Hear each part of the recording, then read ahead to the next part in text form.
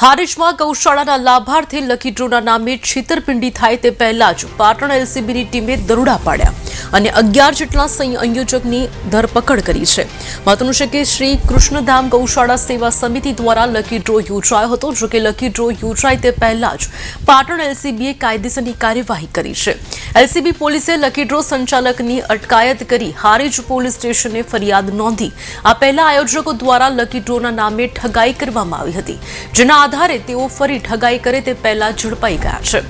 પોલીસે હજારોની સંખ્યામાં લકી ડ્રોની કૂપનો જપ્ત કરી કાર્યવાહી શરૂ કરી છે।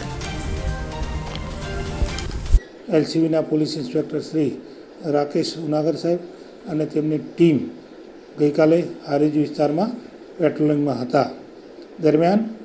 જે પીએસઆઈ શ્રી એચ.ડી. મકવાણા છે એમને બાતમી હકીકત મળેલ કે the prize chit and money circulation schemes banning act 1978ની કલમ 3 મુજબ લકી ઇનામી ડ્રો પ્રતિબંધિત છે, પરંતુ શ્રી વક્તાભાઈ ઉર્ફે વિપુલ પુનમાજી માળી રહે અજાપુરા તાલુકો ડીસા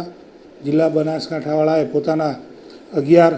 સંચાલક ઇસમો સાથે મળી અને શ્રી કૃષ્ણધામ ગૌશાળા હારીજના નામથી લોટરીની ટિકિટો છપાવી તેમાં ઇનામ તરીકે સ્કોર્પિયો ગાડી, સ્વિફ્ટ ગાડી, ટ્રેક્ટર, બાઇક વગેરે જેવી મોંઘી રકમના ઇનામ તરીકે દર્શાવી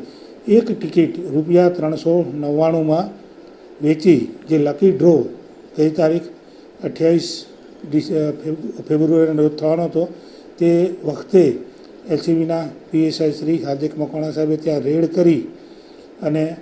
ત્યાં સાહિત્ય જે મળી આવેલું એ વગેરે કબજે કરી અને the prize chits and money circulation scheme banning act 1978ની કલમ 4-5 મુજબ શ્રી સરકાર તરફે ગુનો દાખલ કરાવેલ છે।